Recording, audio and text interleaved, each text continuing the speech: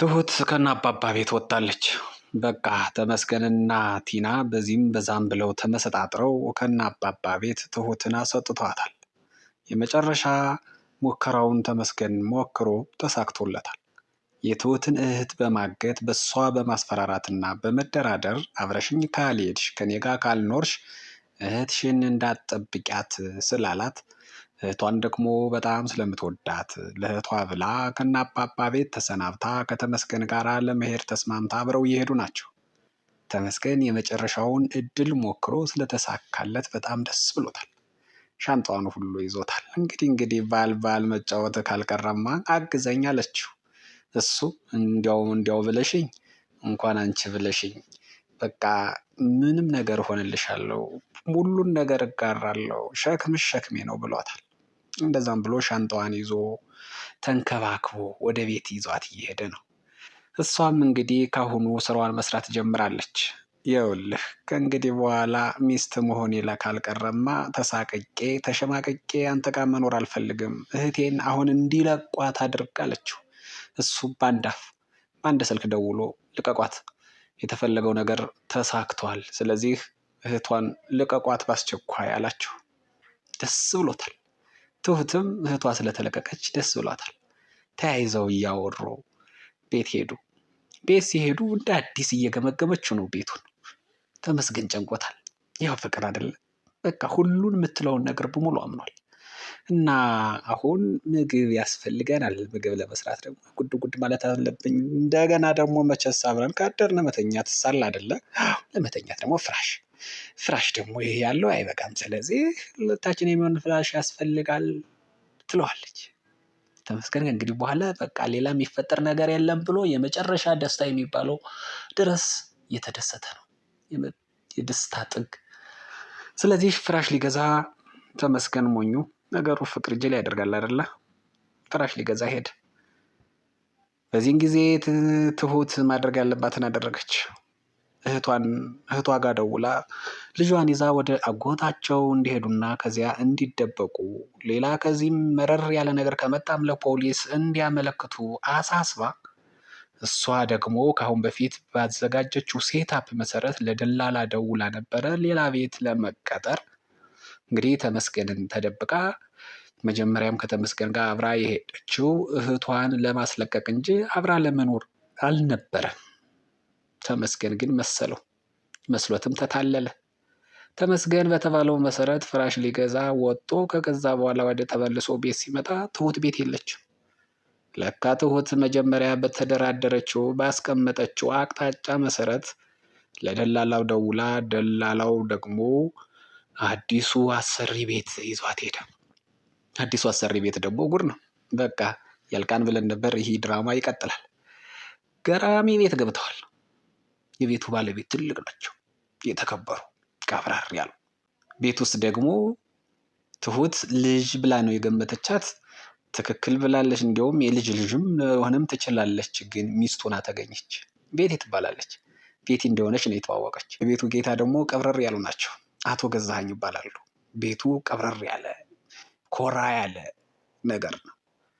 ትሁት እንግዲህ ብዙ እንደለመደችው ቤት አይሆንም። በእርግጥ አዲስ ነገር፣ አዲስ ኤንቫይሮንመንት ሲቀየር መቀየሩ አይቀርምና ልክ እንደናባባ ቤት የሆነላት አይመስልም። ሁሉን ክፍል እያዞረች ቤቲ ለትሁት አስተዋወቀቻት። ክፍሏን፣ መስሪያ ቦታዋን፣ ምን ሁሉን ነገር። ግን አንድ ያልተከፈተ ክፍል ግን አለ። አቶ ገዛኸኝ መጥቶ ይሄንን ክፍል የነካችሁት ጊዜ ከዚህ ቤት ጠብ ይጀመራል። ማንም ከዚህ ክፍል መግባት አይችልም። የድሮ ሚስቴ ማስታወሻዎች በሙሉ እዚህ ክፍል ነው ያሉ። ስለዚህ ከዚህ ክፍል ማንም እንዲገባ አልፈቅድም ብሎ ማስጠንቀቂያ ሰጡ። ጥያቄ አንድ፣ ምንድን ነው ይህ ክፍል? ሚስት አግብቶ የሚስት ማስታወሻዎችን አይንኩብኝ ማለትስ ምን ማለት ነው? ይሁን ግን ለማንኛውም እንደዚህ ተብሎ ማስጠንቀቂያ ተቀምጧል። ሌላም ማስጠንቀቂያ የተሰጠው ምንድን ነው? አንድ የተደበቀ ነገር እዚህ ቤት አለ። ያ የተደበቀ ነገር ምንድን ነው የሚለውን ለጊዜው ማወቅ አልተቻለም። በመሃል ቤቲ፣ አዲሷ የቤቱ እመቤት ቤቲ መውጣት ትፈልጋለች። ግን ሰራተኛዋ ትሁት ቤት እያለች ቤቱን ለቃ መሄድ አይፈቀድላትም። ለምን? እዛ ተቆለፈ ቤት ውስጥ የሆነ ነገር አለ። ይህንን ለምን ተባለ? ትሁት አጎቴን ጠይቄ ልምጣ ማለቷን አባባን ለማግኘት ፈልጋ ፍቃድ ስትጠይቅ በዚያ ክፍተት ላይ ምግብ ለወዛ ክፍል ስታስገባ አይታታለች። ቤቲ እንዳላየች ነው የምታስበው፣ ግን ትሁት ሁሉን አይታለች። ስለዚህ ውስጥ የተደበቀው ነገር ሰው ምግብ የሚበላ ያው ሰው ቢሆን ነው የሚል ጥርጣሬ አላት። ግን ማን ነው? ትሁት ጭንቀቷ ጀመረ። አዲስ ጭንቀት። አባባ ጋር ተገናኝቶ የሆነውን ነገረችው። አባባም ተጨናንቋል። ትሁት የሆነ ነገር የምትሆን መሰለው። እባክሽ ትሁቴ በማያገባሽ አትግቢ፣ ያንቺ ጭንቀት ገና መች አለቀ ይላታል። አባባ ከእንግዲህ በኋላ የተመስገን ጉዳይ እንደሆነ አልቋል፣ ግን እኔ እረፍት ማግኘት አልቻልኩም። ከዛ የተዘጋ ክፍል የተጨነቀች ነፍስ ያለ ይመስለኛል። በቃ እሱን ማወቅ ሳልችል አርፌ መተኛት፣ አርፌ መስራት፣ አርፌ መኖር አልችልም። የግድ ማወቅ አለብኝ እያለች ነው። አባባ ግን አይሆንም እያላት ነው። እንግዲህ መጀመሪያ ይሁን ብላ እሷም አምና የተቀበለች ትመስላለች። ለሰው ውስጧ ግን ይሻላት አትመስልም። ተመስገን በዚህ መሀል ተመስገን እየደነፋ ቤት መጣ። አምጧት ውለዷት የት ነች አለ። እንዴ መጀመሪያውንም እኮ እህቷን እንድትለቅለት ብላ እንጂ አንተ ጋር አብራ ለመኖር የወሰነችው እውነት አይደለም ሌላ ቦታ ለመስራት ነው ብሎ አባባን ቅጩን ነገረው። ተመስገን ተናደደ። እንዴት እንደዚህ ይሆናል? እንዴት እንደዚህ ታደርጋላችሁ? አንተስ ወዳታለሁ ትል የለ እንዴት ሌላ ቦታ እንድትሰራ ትፈቅድላታለህ? ምን እኔ አንተ አስጨነቅህን እኮ እሷን ብቻ ሳይሆን ሁላችንም አስጨነቅህን። ምን ማድረግ እችላለሁ ከዚህ ወዲያ? አንተ እኮ ነህ ጠላቷ አለው። ተመስገን ግራ ግቢት ብሎታል። ምን ያድርግ? ከዚህ የበለጠ በተደጋጋሚ እየመጣ ጠየቀ። አባባ ግን የመጨረሻ ጉድ የሚያስብል ስራ ሰሩለት። ሁሉንም ነገር እነግርሃለሁ፣ ግን ከአሁን በፊት ትሁቴ ልብሴን ታጥበህ ነበርና ልብሴን አጥበህ ከዛ በኋላ የምጠይቀውን ጥያቄ መልስልሃለሁ አለው።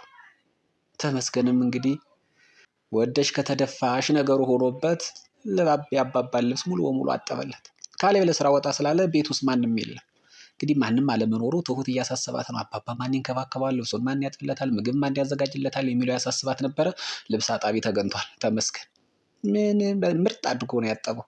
ሁሉን ልብስ ካጠበ በኋላ የሆነውን ነገር በሙሉ እንዲነግረው ጠየቀው። ጠይቀኝ አንድ ባንድ አለ። ትሁት የት ነች? አላቅም። እሺ አካባቢዋስ የት ነው? ከአዲስ አበባ ወጣለች? አይ አዲስ አበባ እንደሆነች ነግራኛለች። ከዚህ ሌላ ግን ማውቀው ነገር የለም አለው። ተመስገን ምን ማድረግ ይችላል? ምንም። ይሄ ነገር በዚህ እንዳለ ትሁት ደግሞ የተጀመረችው መጀመሪያ እንቅልፍ የነሳት ነገር በጣም አሳስቧትና በአጋጣሚ ቤቲ ከቤት ስትወጣ ትሁት ቁልፍ ረስታ ስትወጣ አይታት ነበረ እና ተመልሳ ቤቲ ሳታያት ቁልፉን ይዛ እዛ ከተቆለፈበት ቤት ውስጥ ምን እንዳለ ለማወቅ አንስታ እየከፈተችው እያለ ድራማው አለቀ። እዚያ የተዘጋ ቤት ውስጥ ማን ነው ያለው? አልታወቀም። ውድ የትሁት ድራማ ተከታታዮች የዛሬው ዝግጅት ከዚህ ድረስ ነበር።